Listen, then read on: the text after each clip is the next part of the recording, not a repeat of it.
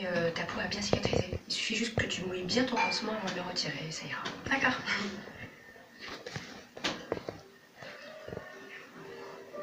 Pourquoi vous me regardez comme ça? Rien, je trouve que tes yeux sont magnifiques.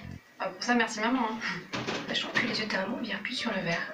Ah oui, et c'est pas tout à fait la même forme non plus. Papa dit que maman a les yeux de chat et moi de chaton. On est avec Ariane Val et Célia Minecraft. Et Maxime 1922. Ouais. Pourquoi un petit truc? Pourquoi en fait tu lui as dit? Hein? Samuel et Laëla. Depuis qu'on organise le repas toutes les deux, il n'y a rien qui lui convient. Elle dit rien, enfin, elle est chiante quoi. Leïla? C'est une perle, Leïla. Au boulot peut-être, mais là dans la vie non. Bah écoute, fais un effort, chérie, ça peut pas être si terrible que ça. Ouais, moi je t'assure. Elle a l'air dégoûtée à chaque fois que je lui propose un plat, et en même temps elle de son côté elle propose rien. Je sais pas, elle était peut-être pas dans son assiette à ce moment-là. Non, c'est bon. Elle me saoule, on annule tout. Ouais. Mais t'es sérieuse, hein? Elle se On peut pas faire ça. Mais pourquoi pas? Il y a encore temps, hein. Bah non, je suis désolé, on lance pas ce genre d'invitation pour les annuler ensuite. On trouvera une bonne excuse. Mais non, moi j'ai envie de passer un réveillon avec des potes, je suis désolé, on va se marrer au moins. Mais avec lui, on se... Son cynisme me fait plus vraiment rire. Bon, c'est du bidouillage, hein, là, j'ai réussi à tirer une ligne depuis l'extérieur. Ça tiendra si on fait marcher le tapis? Je pense que oui. Je te dis, c'est du bricolage, là, je te cache pas, il y a toute l'installation électrique à refaire. Mais j'imaginais pas le contraire. Ça va chercher dans les combien, ça? Je peux te faire un devis. Ça veut dire cher? Non, mais on s'arrangera, je te ferai des échéances à 90 jours s'il faut. Là, il y a au moins un mois de travaux. Sauf que dans un mois, les fêtes seront finies. Trois saisons, là, pour vous. C'est 60 à Il 60. t'appelle maman, ça fait. C'est notre seul moyen de gagner de l'argent On et de payer les travaux, alors faut tout son micro. Allez, on s'y est avec ma mère lors 276. Ok. Moi, on s'appelle quand on en a vraiment envie. Oh, c'est chiant le truc. Quoi? Ouais. Les jeunes appellent ça sex friends aujourd'hui. Comme quoi, on était des précurseurs, toi et moi. Moi, t'es quand même pas venu jusqu'ici pour me parler de la bagatelle. Non. Alors tu veux quoi? T'as racheté une masse. Ah, nous y voilà. Je me disais, les vautours n'ont pas encore pointé leur nez. Ben voilà, c'est fait. Prends pas la mouche. On discute. Toujours l'oreiller sans mon affaire. Mais je t'ai toujours dit non. Mais on te faire une proposition au moins. Qu'est-ce que tu risques? Le masque n'est pas à vendre. Tu plaisantes? C'est une ruine. Qu'est-ce que tu veux en faire? Une boîte de nuit pour chauve-souris? Mes fils ont décidé de le reprendre. Alors je te remercie beaucoup pour ta... Et Jeanne, attends. T'as conscience que c'est complètement illégal? Je sais, c'est pour ça que je te demande ça. Ça fait combien de temps qu'on se connaît tous les deux? Et la machine. Et c'est tout. Ok. Donne-moi les échantillons. Tu penses que ça va mettre longtemps?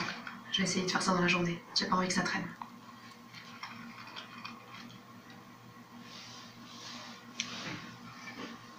Garde ça pour toi, s'il te plaît. J'approuve pas. J'approuve vraiment pas, mais je te dois bien ça. Merci.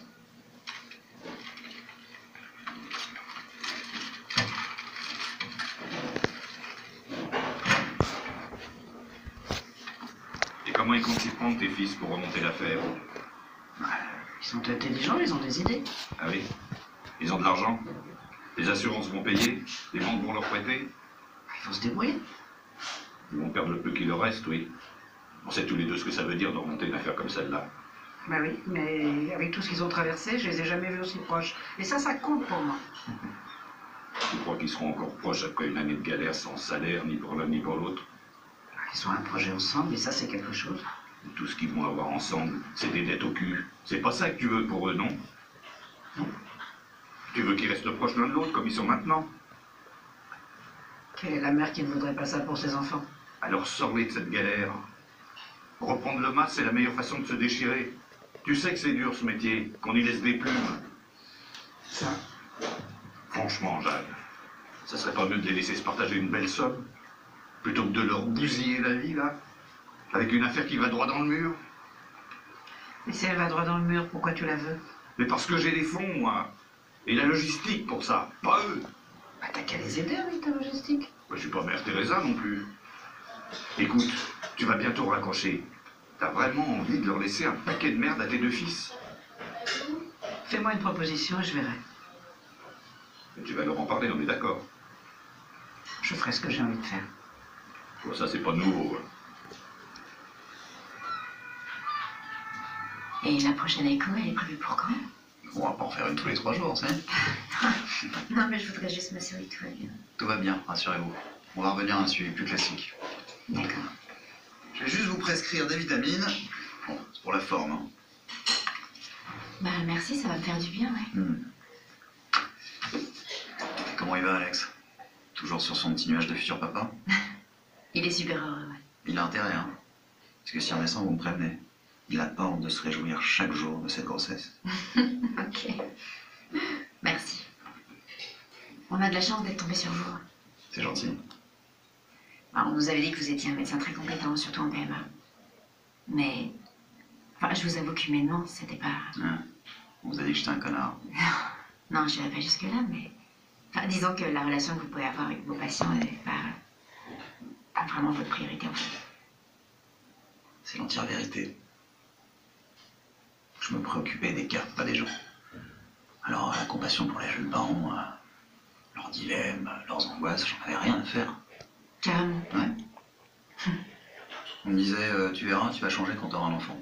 Bah, finalement, c'est le fait de pas en avoir qui m'a changé. Mais au moins, je suis devenu un meilleur médecin. Mais vous êtes sûr que vous en aurez